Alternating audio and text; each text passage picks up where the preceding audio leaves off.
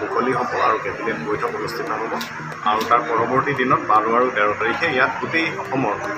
আটাইবোৰ জিলাৰ উপায়ুক্তৰ ইয়াত উপায়ুক্ত সন্মিলন এই দুটা ডাঙৰ কাৰ্যসূচী আছে আমি 3দিনীয়া কাৰ্যসূচীৰ কাৰণে আমি আটাইখিনি প্ৰস্তুতি সম্পূৰ্ণ কৰি থৈছোঁ স্যাৰ আৰু এটা কথা আছে কি ব্যৱস্থাখিনি ৰখা হৈছে বাহিৰৰ পৰা পাৰ্কিঙৰ পৰা লৈ পেলাই সমগ্ৰ এৰিয়াটোৰ পাৰ্কিঙৰ কাৰণে ইয়াতে আমি গোটেই ইয়াৰ পাৰ্শ্বৱৰ্তী এৰিয়াটো আপোনালোকে দেখিব আটাইখিনি প্ৰায় আমি 200ৰ পৰা 250 গাড়ী এক্সপেক্ট কৰিছোঁ গাড়ীখিনি এইখিনি আহিব তাৰে কাৰণে আমি মুকলিকৈ পাৰ্কিং বনাইছোঁ পেভাৰ্ছ ব্লকত নতুন এটা পাৰ্কিং এৰিয়া এটা ডেভেলপ কৰা হৈছে আৰু যি দুটা একেবাৰে ডিলাবিটেটেড বিল্ডিং আছিলে সন্মুখতে ষ্টেট ফেয়াৰৰ সেই দুটাও আমি তাক ডিছমেণ্টেল কৰি সেই জেগাখিনি আমি সম্পূৰ্ণ মুকলি কৰিছোঁ আৰু